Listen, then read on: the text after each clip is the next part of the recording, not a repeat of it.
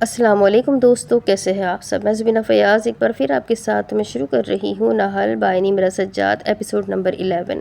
اور شروع کرنے سے پہلے ہمیشہ کی طرح کہوں گی کہ اگر آپ میرے چینل پر نئے ہیں، اب تک چینل کو سبسکرائب نہیں کیا تو پلیز چینل کو سبسکرائب کر لیں، بیل آئیکن کو ضرور دبا دیں، کمنٹ کر کے ضرور بتائیں کہ آپ کو یہ ناول کیسا لگ رہا ہے اور باقی میرے چینل پر پڑھے ہوئے ناولس آپ کو کیسے لگتے ہیں، کون سا ناول آپ کا فیوریٹ ناول ہے اور آپ کس کنٹری سے میرے ویڈیوز کو واچ کرتے ہیں۔ یہ سارے سوالوں کے جواب آپ مجھے کمنٹ میں ضرور دیجیے گا، مجھے آپ کے کمنٹس کا انتظار رہے گا۔ تو چلیں ہم اس ناول کو آگے سٹارٹ کرتے ہیں۔ زعفران گارڈن، اسلام آباد۔ زمرد دھیرے دھیرے زعفران گارڈن میں داخل ہوئی تو اس کی سانسوں میں ہوا کے ساتھ گزری یادیں بھی آ ملیں۔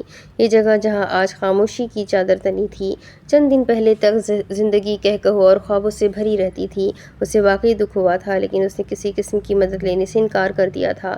وہ چپ چاپ قدم بڑھاتی گئی اور وہاں رک گئی جہاں وہ پہلی مرتبہ مصطفیٰ سے ملنے اس ریسٹورنٹ میں آئی تھی۔ اس کے چہرے پر ایک بھولی بسری مسکان ٹھہر گئی۔ وہ دن دوبارہ سے سانس لینے لگا۔ چند سال پہلے کی وہ شام جب وہ اپنی دوستوں کے ساتھ پہلی مرتبہ زعفران گارڈن میں آئی تھی۔ ان دنوں وہ سب اپنی یونیورسٹی کی پڑھائی کے ساتھ انٹرنشپ میں مصروف تھے اور ملنے کا وقت مشکل سے ملتا تھا۔ وہ اسے فائز کے ساتھ اپنے گھر میں دیکھ چکی تھی اور فائز نے ہی بتایا تھا کہ وہ دونوں دوست ہیں اور اس کے ریسٹورنٹ کا ذکر کیا تھا۔ اسے اسٹارٹ اپس پر کام کرنے والے جوان انٹرسٹنگ لگتے تھے، اسی لیے وہ اس کا چھوٹا سا انٹرویو کر کے اس کو ایک انسپائریشن بنا کر اپنے فالوورز کو بتانا چاہتی تھی۔ اس کے بعد بھی جب وہ زمرد کے گھر میں ملتے تو صرف رسمی سلام دعا ہوتی۔ وہ اپنے ریسٹورنٹ کے کام کے سلسلے میں فائز سے ملنے آیا کرتا تھا۔ وہ سفید قمیض اور جینس پہنے سیاہ گہری آنکھیں لیے اس لڑکے سے متاثر ہو گئی تھی۔ فائز کے دوستوں میں سب ہی اپنے اپنے اسٹارٹ اپس اور چھوٹے موٹے بزنس پر کام کر رہے تھے، لیکن وہ لڑکا 19 سال کی عمر سے اپنے ریسٹورنٹ پر کام کر رہا تھا۔ گھر پر وہ اس سے بات نہ کر سکی تو چند دنوں بعد باقی سب کو اچھا کھانا کھلانے کا لالچ دے کر اس کے ریسٹورنٹ پہنچ گئی۔ بیرا ان سے آرڈر لینے آیا، لیکن زمرد نے اسے بھیج دیا کہ کچھ دیر بعد آرڈر کرتے ہیں اور وہ کسی کو تلاش کرنے لگی۔ کس کو ڈھونڈ رہی ہو زمرد؟ مہرنگ نے اسے یوں اتاولا ہوتے دیکھ کر پوچھا۔ اس ریسٹورنٹ کے مالک کو، بڑا ہینڈسم ہے، رکو میں دکھاتی ہوں۔ وہ تینوں جو اپنی باتوں میں مگن تھے، جن کی ہنسی کھانوں کی خوشبوؤں میں گھلی ہوئی تھی، اچانک سے الرٹ ہوئی اور چاروں جانب نظریں گھماتے ہوئے ریسٹورنٹ کے ہینڈسم مالک کو ڈھونڈنے لگی۔ زمرد کو کب سے بڑی عمر کے لوگ ہینڈسم لگنے لگے، انہیں تجسس ہوا۔ یہ سستے جاسوسوں والی حرکتیں بند کرو، وہ یہاں نہیں ہے۔ اس نے ان تینوں کو ڈپٹا۔ کیا تم اسے پسند کرتی ہو؟ مہرنگ بات کی کھال اتارنے کو تیار بیٹھی تھی۔ دیکھو، لڑکا امیر ہوگا تو جمے گا، ورنہ تمہیں بھاگ کر شادی کرنا پڑے گی، کیونکہ انکل سہیل کبھی نہیں مانیں گے اور میں بھی تمہاری شادی نہیں کھا سکوں گی۔ مائدہ ہنوز ہینڈسم لڑکے کی تلاش میں ارد گرد جھانکتے ہوئے کہہ رہی تھی۔ اسے ابھی تک کوئی معقول شکل والا نظر نہیں آیا تھا۔ اگر واقعی ہینڈسم ہوا تو زمرد سے پہلے وہ سوچے گی۔ امارا کی سروس تیز تھی۔ وہ زمرد کو چھیڑنے کے بجائے سوشل میڈیا پر اس ریسٹورنٹ اور اس کے مالک کی معلومات دیکھ رہی تھی، لیکن شومئی قسمت، ریسٹورنٹ کا مالک سوشل میڈیا سے کوسوں دور تھا۔ کسی ویٹر سے پوچھتے ہیں۔ امارا نے ایک بیرے کو اشارے سے اپنی میز کی جانب بلایا۔ اپنی دوست کا پہلا کرش دیکھنے کو سب بے تاب ہوئی تھی۔ جی میم، آپ کا آرڈر؟ وہ بیرا خوش دلی سے پوچھ رہا تھا۔ آرڈر بعد میں لینا، پہلے مجھے یونس غلزائی کے بیٹے کے بارے میں معلومات چاہیے۔ ریسٹورنٹ تو یونس غلزائی کے نام پر ہے نا؟ اس نے مدھم آواز میں پوچھا اور میز پر 5,000 کا نوٹ رکھ کر بیرے کی جانب بڑھایا۔ وہ اپنی دوست کے لیے ایسے کئی نوٹ قربان کر سکتی تھی، گویا کہ وہ کنجوس اور پیسوں کی عاشق سمجھی جاتی تھی۔ بیرے نے قدرے ناگواری سے رشوت کے ان پیسوں کو دیکھا اور اس بات میں سر ہلا کر اس کی بات کا سر پیر تلاش کرنے کی کوشش کی۔ دراصل میں ان کی دوست ہوں اور وہ میرا فون نہیں اٹھا رہے۔ کیا آپ بتا سکتے ہیں کہ وہ اس وقت کہاں ہیں؟ مجھے ان سے ضروری کام ہے۔ مہرنگ ملک بھی میدان میں اتری اور ایسی معصومانہ ادا سے بولی جیسے آسکر ایوارڈ کی تقریب میں مدعو ہو۔ بیرا کچھ ششوپنج میں مبتلا ہوا اور چاروں کو غور سے دیکھا۔ کوئی اور وقت ہوتا تو مائدہ اسے ڈیلے پھاڑ کر دیکھنے پر سرزش کرتی۔ مہرنگ اسے آنکھوں سے کی جانے والی ہراسمنٹ پر گہرا اور طویل لیکچر دیتی، لیکن وہ اس وقت اس کے جواب کی منتظر تھی۔ اب غلزائی صاحب کے کون سے بیٹے کی دوست ہے؟ وہ تینوں مہرنگ کی جانب دیکھنے لگی اور اس نے زمرد کو دیکھا، جس کا انداز ایسا تھا کہ میں تم لوگوں کی تفتیش میں شامل نہیں۔ زمرد کے علاوہ نام کسی کو نہیں معلوم تھا، پھر بھی اس نے دائیں ہاتھ کا انگوٹھا دکھا کر پہلے نمبر والے بیٹے کی دوست ہونے کا اشارہ دیا، پھر نفی میں سر ہلا کر آخری 3 انگلیاں دکھائی، پھر 4 اور پھر 2 دوسرے نمبر والے بیٹے کی۔ مہرنگ کے اعتماد میں رتی برابر فرق نہ پڑا۔ بیرا اسے بلانے کا کہہ کر وہاں سے چلا گیا۔ انہوں نے اسے پیسے لینے کا کہا تو اس نے صاف الفاظ میں کہہ دیا، ٹپ لینا اور دینا ریسٹورنٹ کے اصولوں کے خلاف ہے۔ اس کی بات پر کسی نے کچھ نہ کہا۔ کمبخت نام بتانا تھا نا، مائدہ نے اپنا اسکارف درست کرتے ہوئے کہا۔ لگتا ہے کام بن گیا۔ نام میں کیا رکھا ہے؟ مہرنگ کچن کی جانب دیکھ رہی تھی، جہاں دروازے میں لگے شیشے سے وہ کسی کو اس بیرے کی بات سنتا دیکھ سکتی تھی۔ اس کی دور کی نظر کافی تیز تھی۔ لو آ گیا تمہارا ہینڈسم۔ کچن کے اندرونی حصے سے وہ نکل کر آ رہا تھا جب مائدہ نے زمرد کو پیچھے دیکھنے کا اشارہ کیا۔ وہ واقعی ہینڈسم تھا۔ زمرد پیچھے نہ دیکھ سکی۔ وہ اسے یہاں آنے کا کیا عذر پیش کرے گی؟ کیا فائز نے یہاں کا کھانا ٹرائی کرنے کا کہا تھا؟ نہیں، اسے معلوم ہی نہیں کہ یہ اس کا ریسٹورنٹ ہے، یا اسے صاف الفاظ میں وہاں آنے کا مقصد بتا دینا چاہیے۔ ابھی وہ ان سب کے سامنے اسے کیا کہے؟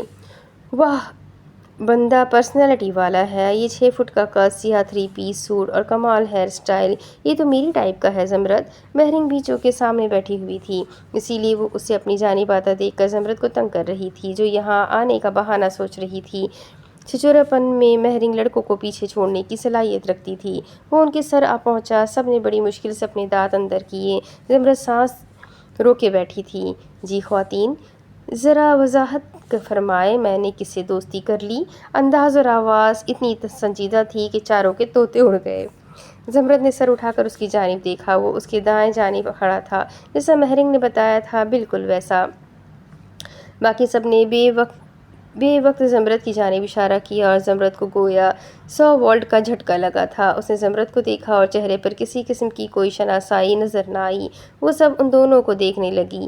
دونوں کا پہلا تاثر چونکے ہوئے انسان جیسا لگتا تھا۔ زمرد کا دل کیا زمین پھٹے اور وہ اس میں سما جائے۔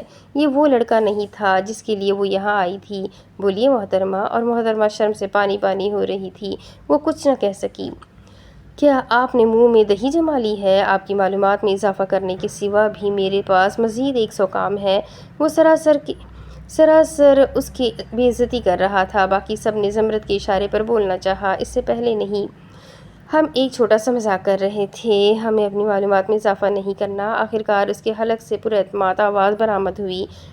نہیں، مجھے اپنی معلومات میں اضافہ کرنا ہے۔ دراصل آپ کی بہت تعریف سنی ہے۔ مہرنگ جلدی سے فارم میں آئی۔ اسے لگا اپنے کرش کو سامنے دیکھ کر زمرد کنفیوز ہو گئی ہے۔ اس کی بات پر ہینڈسم کے ماتھے پر سلوٹیں پڑی، لیکن اس نے پرواہ نہ کی۔ آپ نے کیا تعریف سنی ہے؟ وہ ایک خالی کرسی پر بیٹھ گیا، یوں کہ زمرد اس کے دائیں جانب، مائدہ اور مہرنگ اس کے بائیں جانب، امارہ سامنے بیٹھی ہوئی تھی۔ زمرد نے مہرنگ کی آنکھوں سے، ہاتھ سے اور یہاں تک کہ بازو سے کراس کا سائن بناتے ہوئے کچھ نہ کہنے کا اشارہ کیا تھا، لیکن وہ ڈھیٹ بنتے ڈھیٹ دیکھ سن ہی نہیں رہی تھی۔ یہی کہ غلزائی صاحب کے دوسرے نمبر والے بیٹے بہت قابل ہے، ہینڈسم ہے۔ اسے اب یاد آیا کہ نام تو زمرد سے پوچھا ہی نہیں۔ زمرد کا سر شرم سے جھکتا چلا جا رہا تھا۔ وہ ایک سوشل میڈیا اسٹار تھی۔ وہ ایک لوکل ریسٹورنٹ میں اتنی چیپ حرکت کر بیٹھی تھی، اسے خود پر غصہ آ رہا تھا۔ آپ نے غلزائی صاحب کے دوسرے نمبر والے بیٹے کو دیکھ رکھا ہے؟ وہ سیدھا مہرنگ سے مخاطب تھا۔ آپ ہی تو ہیں۔ جتنا سنا تھا اس سے بڑھ کر پایا۔ وہ اس کی تعریفوں میں زمین آسمان کے خلابے ملانے لگی۔ وہ باتیں کہنے لگی جو زمرد نے بھی اس سے نہ کہی ہو۔ اصل مدعے پر آئے، مخدرات۔ وہ بے حد سنجیدگی سے بولا۔ مائدہ کو اس مشکل لفظ کی سمجھ نہ آئی۔ ابھی وہ پوچھنے ہی لگی تھی کہ اس ہینڈسم نے میز پر اپنے سامنے ایک پستول رکھ دی تھی۔ مائدہ کی چیخ نکلتے رہ گئی اور اس کا دماغ گھوم گیا۔ خانہ خراب، دھمکی راکوئی، اس کے اندر کا پٹھان باہر آیا اور غصہ سر پر چڑھ گیا، اور جب اسے غصہ آتا تو وہ بھول جاتی کہ اگلا کچھ تو جانتا بھی ہے یا نہیں۔ خانہ خراب کا بچہ تو ہمیں دھمکی دیتا ہے، اور او ستالگری جی، او تمہاری بہن جو میرے بارے میں جھوٹ گڑھ رہی ہے۔ اور اس نے بھی اسی طرز میں پشتو میں ہی ٹھک سے جواب دیا کہ وہ اس کی بھی اپنی ہی زبان تھی۔ اس کے انداز سے لگا کہ اس نے بھی مائدہ کو نہایت غصے سے جواب دیا ہے۔ وہ تینوں سہم گئی۔ مائدہ نے زمرد کو دیکھا تو وہ ہاتھوں کو جوڑے ہوئے تھی، وہ چاہتی تھی معاملہ ختم ہو۔ اس نے جلدی سے پیترا بدلا اور آہستہ سے بولی، اسے کوئی غلط فہمی ہوئی ہے۔ غلط فہمی؟ اس نے مائدہ کو سخت گھوری سے نوازا اور پستول اٹھاتا اٹھ کھڑا ہوا۔ مائدہ بھی اٹھ کھڑی ہوئی۔ وہ اس کی دوست کو ہاتھ تو لگائے، 3 سال کی کراٹے پریکٹس اس پر نہ نکالی تو نام بدل دینا۔ اس نے زمرد کو ایک نظر دیکھا اور تھوڑا سا جھکا، پستول عین اس کے سامنے میز پر رکھی، یوں کہ اس کا ہاتھ ٹریگر پر تھا اور بندوق کا نشانہ میز کی جانب تھا۔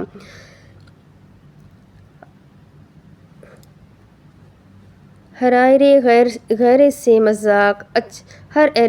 مذاق اچھا نہیں ہوتا محترمہ، آئندہ دھیان رکھیے گا، اور ہمارے ریسٹورینٹ آئی ہیں، کچھ کھا کر جائیے گا۔ ریسٹورینٹ کے مالک کو اس کے گاہک بڑے عزیز تھے، وہ کہہ کر چلا گیا، اور ان سب کو سانس آئی۔ تم کہاں پھنسا رہی تھی زمرد؟ یہ سڑیل کون تھا؟ مہرنگ نے گہرا سانس لے کر کہا۔ یہ وہ نہیں تھا، شاید اس کا بھائی تھا، زمرد نے کہا۔ ذلیل انسان، پستول ہی لے آیا، کسی کا ہارٹ فیل ہو جاتا تو؟ مائدہ نے بھی اپنا پسینہ صاف کرتے ہوئے کہا۔ ان تینوں نے اسے گالی نکالنے پر گھورا اور اس نے دونوں ہاتھ اٹھا کر لاپرواہ سا سوری کہہ دیا۔ تمہارے والے ہینڈسم کا نام کیا ہے؟ امارا نے زمرد سے پوچھا تو اس نے امارا کو خفگی سے گھورا۔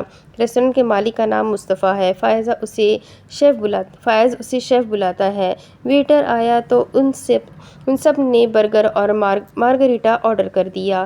ایک داری فیر نیازی۔ مہرنگ پانی پی کر کچھ بہتر محسوس کر رہی تھی اور اس کا اعتماد بحال ہو چکا تھا۔ وہ ان سب کو مزید ایک کوشش کرنے کا کہہ رہی تھی۔ ان سب نے اس مشن کو اگلے وزٹ پر چھوڑ دیا۔ ایک نے پستول دکھا دی تھی، دوسرا چلا ہی نہ دے۔ مائدہ اور امارا واش روم کے شیشے میں ایستھنک تصویریں لینے چل دی، اور وہ اور مہرنگ باتیں کرنے لگی۔ یکایک اس کی نظر گلاس وال سے اندر آتے لڑکے پر پڑی۔ وہ بات کرتے کرتے خاموش ہو گئی۔ مہرو، وہ دیکھ، وہ ہے۔ وہ کون؟ مہرنگ نے ناسمجھی سے ارد گرد دیکھا اور پھر اس کی نظروں کے تعاقب میں دیکھا۔ وہ دروازے کے پاس کھڑا تھا اور زمرد کو صاف نظر آ رہا تھا۔ ہاں، بال جیل سے پیچھے کر رکھے تھے، ہلکی بیئرڈ اور آنکھوں پر سن گلاسز تھی۔ ہاتھ بھوری جیکٹ کی جیب میں تھے اور وہ بے نیازی سے چلتا ریسٹورینٹ کے اندرونی حصے کی جانب جا رہا تھا، جیسے کوئی مالک اپنے معاون لوگوں کے کام کا جائزہ لینے آیا ہو۔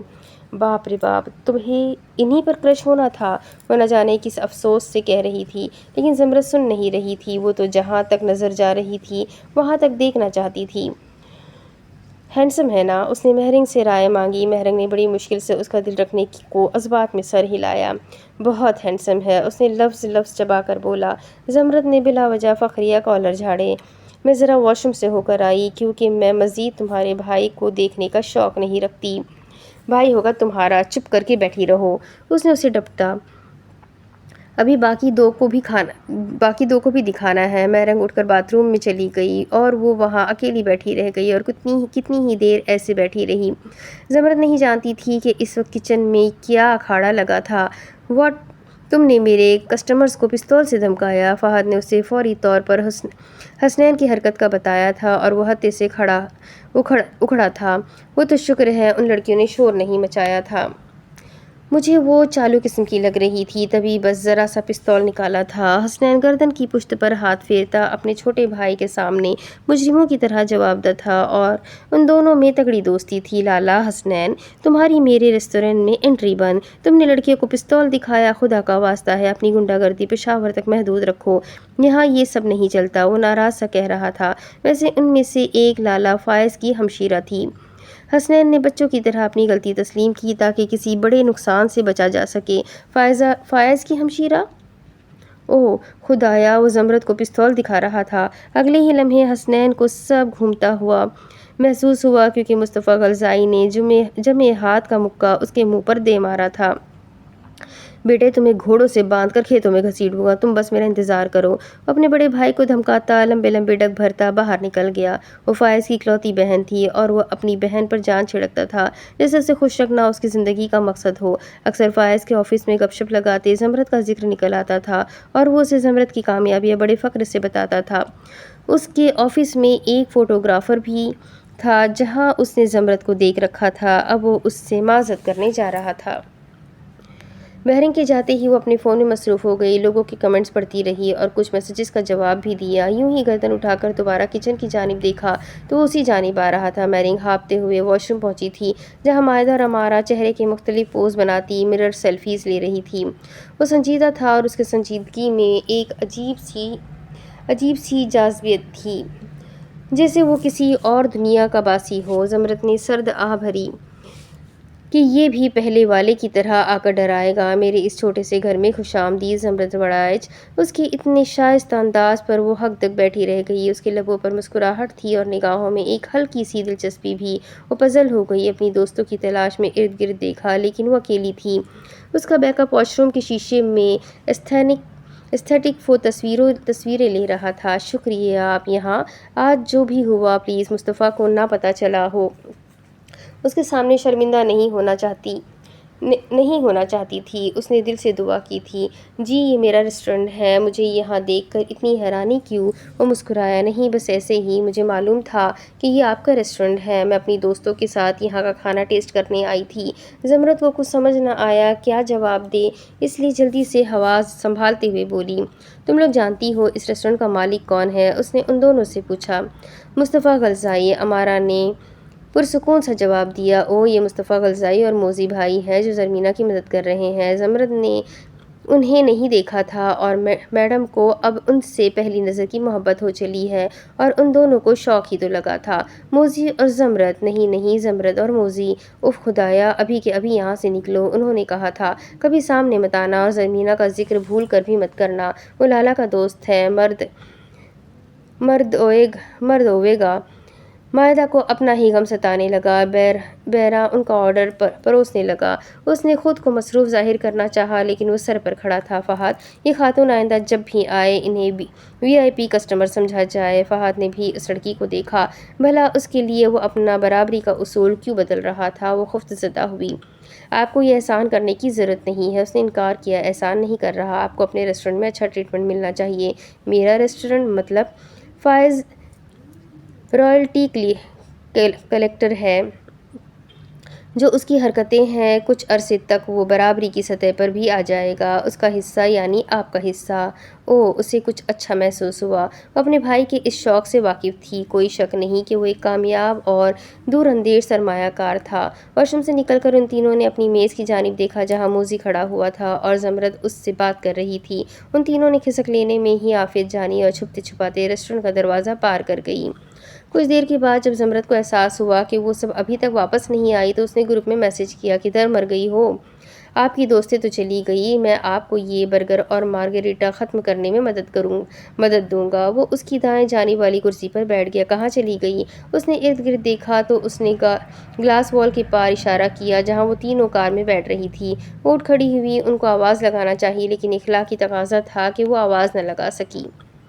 بے مروت سالیاں، دھوکے باز، اور وقت سے پہلے اس نے زبان پر قابو پایا تھا۔ اس کی غلطی نہیں تھی، مائدہ نے سکھایا تھا۔ اس نے خفت سے گردن موڑ کر اسے دیکھا تو وہ بڑے سکون سے مسکرا رہا تھا۔ میں نے کچھ نہیں سنا، اس نے دونوں ہاتھ اٹھا کر کہا۔ وہ خفت بھری مسکراہٹ لیے بیٹھ گئی۔ اسے یاد تھا ان دونوں نے اس روز 2 برگر کھائے تھے اور اس نے وہاں آنے کا مقصد بڑے صاف الفاظ میں اسے بتایا تھا، لیکن مصطفیٰ نے کسی قسم کے انٹرویو دینے سے انکار کر دیا تھا کہ اسے پبلک فگر بننے میں دلچسپی نہیں ہے۔ اتنے سالوں بعد وہی جگہ، وہی زعفران گارڈن، لیکن کتنی تبدیلیاں اور جدت آ چکی تھی۔ مصطفیٰ کے ساتھ ان چند سالوں میں جو تعلق رہا، بڑا کاروباری نوعیت کا رہا لیکن پہلے کی نسبت کہیں زیادہ گہرا اور پرخلوص ہو چکا تھا۔ وہ چلتے چلتے پیچھے گارڈن کی جانب آ گئی جہاں فضا میں خاص خوشبو اور سکون تھا۔ زعفرانی رنگت کے چھوٹے چھوٹے دیے زمین پر جگمگا رہے تھے، فضا میں چمیلی کی مہک رچی ہوئی تھی اور ہلکی ہوا آس پاس شاخوں کو ہلکے سے چھو رہی تھی۔ اسے ڈھونڈتے ہوئے وہاں آیا، وہ آج بھی VIP تھی۔ گہری سانس لیتے وہ اس تک آیا جو خاموشی سے پھولوں کو دیکھے جا رہی تھی۔ آج سوچ کا قافلہ کہاں روانہ ہے؟ اس کے قریب آتے ہوئے مصطفیٰ نے کہا تو وہ چونکی اور ہلکا سا مسکرائی۔ زرمینہ کے جنازے کے بعد وہ دونوں آج مل رہے تھے۔ کچھ دیر بعد وہ دونوں ہلکی روشنیوں والے زعفران گارڈن میں اس کے آفس میں بیٹھے ہوئے تھے۔ ایک دوسرے کا حال دریافت کیا، زرمینہ کے بارے میں بات ہوئی، کافی پی گئی، گھر والوں کے بابت بھی بات ہوئی اور پھر خاموشی چھا گئی۔ عزت و غرور کا بوجھ کبھی کبھار اتنا بھاری ہو جاتا ہے کہ انہیں اپنوں پر قربان کرنا پڑتا ہے۔ بڑی سیاست سے بولا تھا، جو بات تمہیں تنگ کر رہی ہے تم مجھے بتا سکتے ہو۔ اس نے اسے حوصلہ دیا۔ سب ٹھیک ہے زمرد، میں تم سے ایک ضروری بات کرنا چاہتا تھا، لیکن اب سوچ رہا ہوں یہ تمام معاملات بڑوں کے حل کرنے والے ہیں، بڑوں کے فیصلے بہتر ہوتے ہیں۔ کیسے معاملات؟ اس نے اچنبھے سے پوچھا۔ میں تم سے شادی کرنا چاہتا ہوں۔ میز پر رکھے گلدان کو دیکھتے ہوئے اس نے سادگی سے کہا۔ زمرد نے سر اٹھا کر اسے دیکھا۔ مجھ سے؟ زمرد اسے ہی دیکھ رہی تھی اور حیران ایسے ہوئی جیسے اس نے چاند تارے توڑ لانے کی بات کی ہو۔ ہاں تم سے؟ اس نے گلدان سے ایک لمحے کو نگاہیں ہٹا کر اسے دیکھا، جیسے اپنی بات کی وضاحت دینا بے معنی محسوس کر رہا ہو۔ وہ کتنے ہی لمحے بنا پلک جھپکے اسے دیکھتی رہی۔ وہ میز پر رکھے گلدان کو دیکھتا رہا۔ کیا تم نے یہ فیصلہ ابھی لیا یا کافی وقت سے سوچ رہے تھے؟ فیصلے وقت لیتے ہیں اور میں نے یہ وقت لے لیا ہے۔ تم جانتے ہو کہ یہ آسان نہیں ہوگا، اس نے حقیقت پسندی سے کہا۔ زندگی آسان کس کے لیے ہوتی ہے زمرد؟ وہ مسکرائے، لیکن وہ مسکرا نہ سکی۔ وہ اسے انکار نہیں کرنا چاہتی تھی۔ اس کا پہلا اور آخری کرش تھا۔ اسے یہ پروپوزل قبول تھا، لیکن وہ لوگوں کے الزام برداشت نہیں کر سکتی تھی کہ وہ دونوں پچھلے کئی سالوں سے افیئر چلا رہے تھے، کیونکہ ایسا کچھ نہیں تھا۔ فائز کی بدولت بنا کاروباری تعلق تھا اور اس سے آگے کچھ نہیں تھا، اور ویسے بھی ان کی زندگی اور خاندان میں زمین آسمان کا فرق تھا۔ یہ بات گھر پہنچنے سے پہلے اسے خود ختم کر دینی چاہیے۔ وہ اسے پسند کرتی تھی، لیکن اتنی خودغرض نہیں بن سکتی تھی کہ اپنی خوشی کے لیے اس کا سکون چھین لے۔ وہ زمرد کے ساتھ خوش رہ سکتا تھا، لیکن پرسکون نہیں، کیونکہ اس کی زندگی انتشار کا شکار تھی۔ اس نے گلا کھنکار کر کہنا شروع کیا، مصطفیٰ تم جانتے ہو اس وقت میری زندگی کتنی پیچیدگیوں سے گزری ہے۔ مجھے نحل کو وقت دینا ہے، مجھے کمپنی کو اپنا بیسٹ دینا ہے۔ میری اگلے 1 سال کی میٹنگز فکس ہو چکی ہے۔ مجھے اپنی شناخت بنانے کے لیے مزید محنت کرنی ہے، اپنے خوابوں کو پورا کرنا ہے اور زرمینہ اسے انصاف دلانا ہے۔ میرے پاس وقت نہیں ہے کہ شادی جیسی ذمہ داری نبھا سکوں۔ یہ انکار نہیں کہلاتا زمرد وڑائچ۔ کسی نے اس کے اندر سے اسے ڈپٹا تھا۔ مصطفیٰ نے نظریں اٹھا کر اسے دیکھا تو زمرد اس سے نظریں نہ ملا سکی اور اپنے ہاتھوں کو دیکھنے لگی۔ وہ اس کی آنکھوں میں آنکھیں ڈال کر جھوٹ نہیں بول سکتی تھی۔ کیا میں ایک مرتبہ یہ پروپوزل تمہارے والد کو بھیج سکتا ہوں؟ میں چاہتا ہوں کہ سہیل صاحب میرے بابا سے کچھ وقت مانگ لیں، میں انتظار کر لوں گا۔ زمرد مصطفیٰ نے اسے دیکھا۔ زمرد کے دل نے مزید ملامت کی۔ مشرقی مرد تھا اور اس نے یہ پروپوزل سیدھا اس کے پاپا کے پاس لے جانا تھا، لیکن یہاں بات کرنے کا مقصد اس کی رضامندی چاہتا تھا۔ اس کا اندر صاف تھا کہ وہ ہر قدم عزت کے ساتھ اٹھانا چاہتا ہے۔ وہ جانتی تھی کہ مصطفیٰ ایک اچھا جیون ساتھی بننے لائق مرد ہے اور جو لڑکی اس کا ہاتھ تھامے گی کامل ہوگی، لیکن زمرد کے دل کی کشمکش کسی اور ہی سطح پر تھی۔ کاش کہ سب کچھ اتنا ہی آسان ہوتا جتنا مصطفیٰ کہہ رہا تھا۔ ایک پروپوزل، ایک بات اور پھر دونوں خاندانوں کے درمیان ایک نئے رشتے کا آغاز، لیکن حقیقت اتنی سادہ نہیں تھی۔ میں اپنی زندگی مزید مشکل نہیں بنانا چاہتی، میں تمہیں مشکل میں ڈال دوں گی، میں آسانیاں لاؤں گا۔ میرے ساتھ موجود مصیبتیں ان آسانیوں کے مقابلے میں زیادہ ہوں گی، تم تھک جاؤ گے۔ میں اپنے 7 جنموں کی آسانیاں تمہیں دوں گا۔ 7 جنموں والی فینٹیسی جھوٹ ہے، کاش کہ تم اسے سچ کرو۔ چلو اپنا وعدہ بدل لیتا ہوں۔ کوئی وعدہ مت کرو، نبھانا مشکل ہو جاتا ہے، بس پریکٹیکل رہو۔ مصطفیٰ نے سمجھ کر سر ہلایا۔ پھر بھیج دوں اپنے والدین کو؟ وہ ہنس دی۔ جیسے تمہیں ٹھیک لگے۔ اس نے رضامندی ظاہر کی۔ تم کیا چاہتی ہو؟ میں چاہتی ہوں کہ پہلے میں خود کو مکمل کروں اور میں ابھی خود سے اس بارے میں بات کرنا چاہتی ہوں۔ میں چاہتی ہوں کہ جب میں شادی کروں تو پوری ذمہ داری اور مکمل سکون کے ساتھ اس رشتے میں آ سکوں۔ میں یہ نہیں چاہتی کہ میرا دل کسی اور طرف بٹا رہے اور شادی کو محض ایک سمجھوتا سمجھوں۔ میں اپنے پارٹنر سے اپنی ٹاکسٹی نہیں اپنا سکون بانٹنا چاہتی ہوں۔ مجھے معلوم ہے کہ زندگی کے اس سفر میں چیلنجز آئیں گے، لیکن میں ایک ایسا رشتہ چاہتی ہوں جہاں دونوں ایک دوسرے کو سہارا دیں، نہ کہ ایک دوسرے کی تکلیف بڑھانے کا سبب بنے۔ میں نہیں چاہتی کہ یہ سفر جلد بازی یا معاشرتی دباؤ کے تحت شروع ہو، کیونکہ شادی میرے لیے محض ایک رسم نہیں بلکہ ایک مقدس عہد ہے۔ اور میں یہ عہد اس وقت کرنا چاہتی ہوں جب میں خود کو اس کے لیے مکمل طور پر تیار کر سکوں۔ زمرد نے ہلکی سی مسکراہٹ کے ساتھ جواب دیا، مصطفیٰ کو صاف الفاظ میں نہیں کہا جا سکتا تھا۔ میں سمجھ سکتا ہوں کہ تمہیں وقت چاہیے، مگر کبھی کبھی ساتھ چلنے والے انسان ایک دوسرے کے خوابوں کا حصہ بن جاتے ہیں۔ اس پروپوزل کا یہ مطلب یا مقصد نہیں کہ میں تمہارے خوابوں کے آڑے آنا چاہتا ہوں۔ میں تمہارے ساتھ تمہاری جدوجہد میں شریک ہونا چاہتا ہوں، تمہارے سفر کا ساتھی بننا چاہتا ہوں۔ کیا ہمیں یہ رشتہ اس وقت تک ملتوی کر دینا چاہیے جب تمہیں لگے کہ تم پوری طرح تیار ہو؟ مصطفیٰ نے بڑی واضح بات کی تھی۔ زمرد کا دل بھر آیا۔ اسے کسی کے مشورے کی ضرورت تھی، لیکن اسے دھندلکی باتوں سے پرہیز کرنا چاہیے۔ ان دونوں کی زندگی کا سوال تھا۔ وہ اسے بلا وجہ باتوں میں الجھا رہی تھی۔ مصطفیٰ، تمہیں انتظار نہیں کرنا چاہیے، اس نے بڑے سنجیدہ انداز میں کہنا شروع کیا۔ اگر کسی خاندانی لڑکی کا پروپوزل تمہارے سامنے موجود ہے تو اسے ہاں کر دو۔ میں نہیں چاہتی تم میرے انتظار میں اپنی فیملی کو ناراض کرو۔ اور مصطفیٰ پر 7 آسمان ایک کے بعد دیگرے گرے تھے۔ زمرد، وہ شوق سے بولا تھا، تمہیں لگتا ہے میرا ساتھ تمہارے لیے بوجھ بن جائے گا؟ میرا وہ مطلب نہیں تھا۔ اس کے سخت تاثرات دیکھ کر اس نے وضاحت کرنا چاہی۔ میڈم انویسٹر، میں گرین فلیگ ٹائپ انسان نہیں ہوں۔ میں ایک مرتبہ کے انکار کو انکار ہی سمجھوں گا، بھلے اس سے مجھے تکلیف ہوگی اور ہماری شادی نہیں ہوگی۔ میں صرف ایک پریکٹیکل فیصلہ کرنا چاہتا ہوں۔ تم انکار کرو گی تو بابا کوئی اور آپشن لے آئیں گے۔ پلیز میرے لیے مشکلات پیدا مت کرو۔ لمحے خاموشی سے سرکنے لگے۔ وہ اس کے جواب کا انتظار کرنے لگا، مناسب جواب تلاش کرنے لگی۔ میں کسی اور سے محبت کرتی ہوں، تمہیں میرے لیے گرین فلیگ بننے کی ضرورت نہیں۔ میں جن سے محبت کرتی ہوں انہیں ان کے ریڈ فلیگ سمیت قبول کرتی ہوں۔ اس کے انداز میں بہت کچھ جتاتا ہوا سا تھا۔ مصطفیٰ کا وجود کتنے ہی لمحے سناٹوں کی زد میں رہا تھا۔ انکار کے بعد وہ کیا کرے گا؟ اس نے نہیں سوچا تھا۔ کسی اور سے؟ وہ جیسے بات ہضم کرنے کی کوشش کر رہا تھا۔ آسمان سر پر گرنا کیسا ہوتا ہے اسے اس لمحے معلوم ہوا تھا۔ میں لڑکیوں کی اس ٹرک سے خوب واقف ہوں زمرد، میں جانتا ہوں ایسا کوئی تمہاری زندگی میں نہیں ہے۔ بہرحال یہی تمہارا فیصلہ ہے تو میں تمہیں مجبور ہرگز نہیں کروں گا۔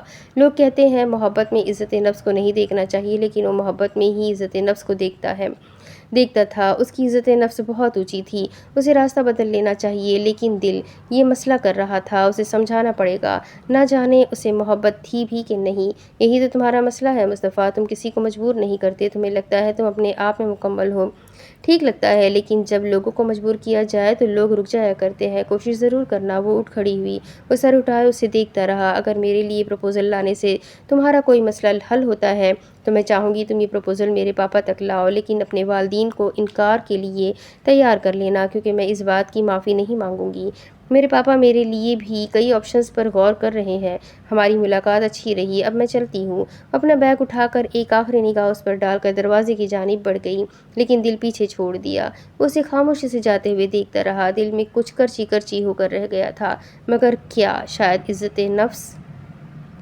اب اس کے آگے کی کہانی میں آپ کو اگلی ویڈیو میں سناؤں گی کہ آگے کیا ہوگا۔ ناول بہت انٹرسٹنگ ہے، آپ سب کو کیسا لگ رہا ہے کمنٹ کر کے ضرور بتائیں۔ تو ملتے ہیں اگلی ویڈیو میں، تب تک کے لیے اپنا خوب سارا خیال رکھیں، مجھے بھی دعاؤں میں یاد رکھیں۔